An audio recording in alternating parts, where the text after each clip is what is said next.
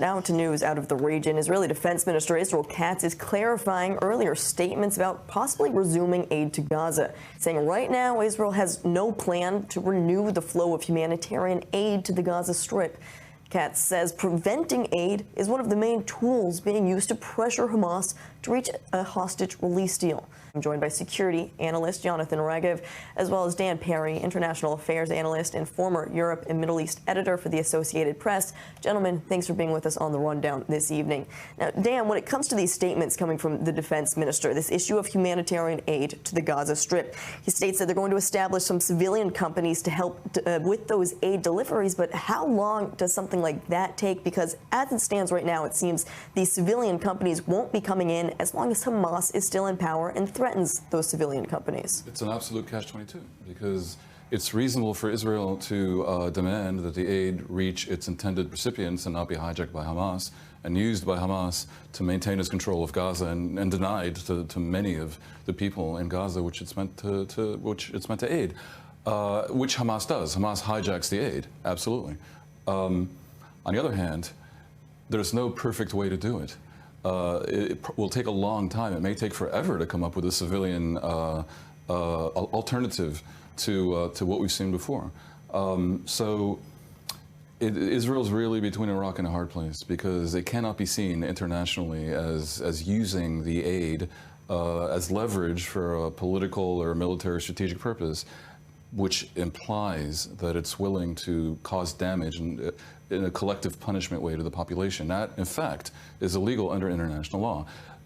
When Israel tries to say, well, it's Hamas's fault for behaving as they do, it's true, but it's far from likely that this would absolve it from the legal consequences, because there's no doubt Hamas is a terrorist group and an international outlaw. That's a given. Israel is not generally in the business of lowering itself to that level. So it is problematic when Israeli officials suggest that turning the aid on and off, which is a humanitarian issue, is somehow a strategic leverage thing for them, because that, if that were the case, it would absolutely be illegal. How to fix the problem is a genuine dilemma, because Hamas has been known to shoot at people bringing in the aid. Certainly it's been known to hijack the aid. Once it has the aid, it distributes it in a way that is absolutely not fair and egalitarian and humanitarian.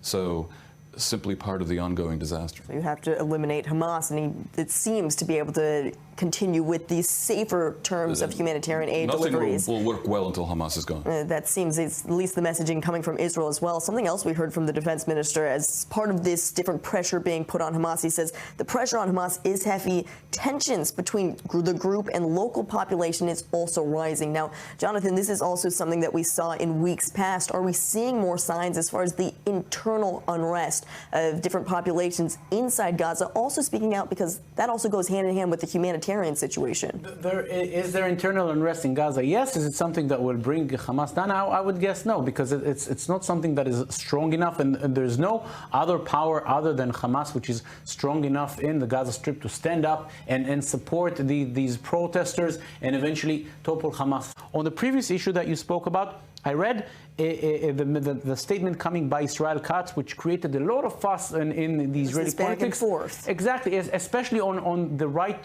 side of the Israeli political spectrum.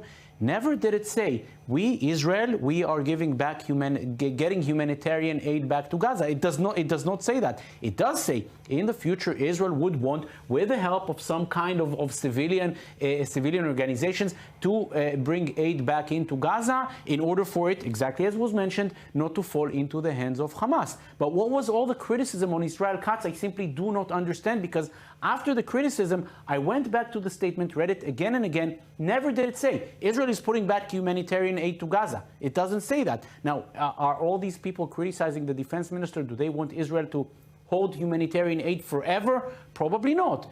All those people would want, I think, to find some kind of a mechanism to bring aid back into Gaza, but for it not to falling into the hands of Hamas. How to do that? I think it was said here, it may take forever. Jonathan, I have to say, a lot of this political criticism of Israel Katz, who was right in this case, and he was a voice of reason in this case, comes for political reasons. And even from within his own party. They will seize the opportunity to pretend he said something he didn't, because they don't want any humanitarian aid to ever go in. They seem unaware of the fact that in taking that position, they are putting themselves on they're buying a one-way ticket to The Hague, because as I said before, that is illegal. One last thing, it is important what the actual situation is in Gaza. Israel doesn't owe Gaza free food, but where the humanitarian thing kicks in is if there's near starvation in Gaza, which is why, interestingly, Israel, in order to, well, maybe because it's true, but also in order to clarify that it's not foregoing its responsibility under international law, claims that there's plenty of food in Gaza. Hamas, ironically, is claiming that everything is at near starvation levels. If that were true,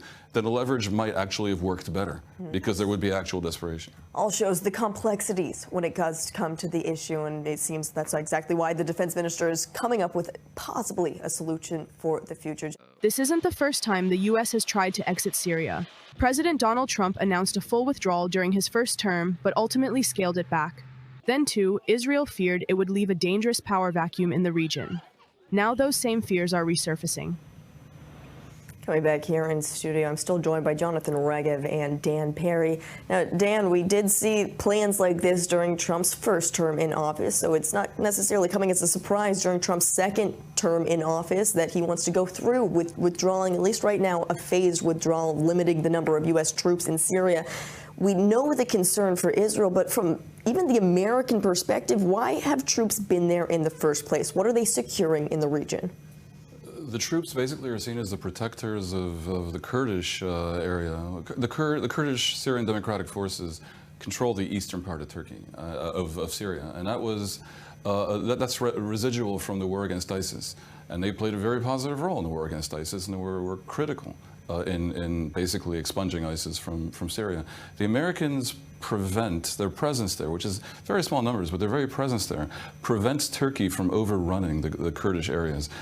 Turkey sees no difference between the Syrian Kurds and the Kurds across the border, the PKK, which it considers a terrorist group. It would love to wipe them out. It can't do that as long as there are U.S. troops, even in small numbers, in the area, and that's why when Trump originally tried to remove all U.S. troops from Syria in 2018, 2019, there was an uproar by people in his administration who cared about things like, protecting our allies. That was back when Trump version 1.0 was surrounded by normative figures like, James Mattis and Rex Harrison and so forth. That's not the case so much right now. And Trump is a man of a day fix. He is no surprise that it comes back. It's not necessarily ridiculous of Trump to hate, as he does, forever wars where the U.S. gets sucked into a country and stays there for a decade. He wants to end that. And I would not be surprised if he doesn't much care what happens to the Kurds. Now, beyond that, Trump has a sort of simpatico with Erdogan, who's an elected authoritarian. I think Trump would like to be one as well. And it's no secret that they have a friendly relationship. For Israel, it may not be so terrible. For Israel, the issue here, as it usually is for Israel, is what's the least bad option? A chaotic Syria that does not have a strong country and NATO power as the force behind the throne may not necessarily be better. What will work out good and what is in Israel's best interest? We'll certainly have to be monitoring that. Jonathan Regev, Dan Perry, thank you for joining us.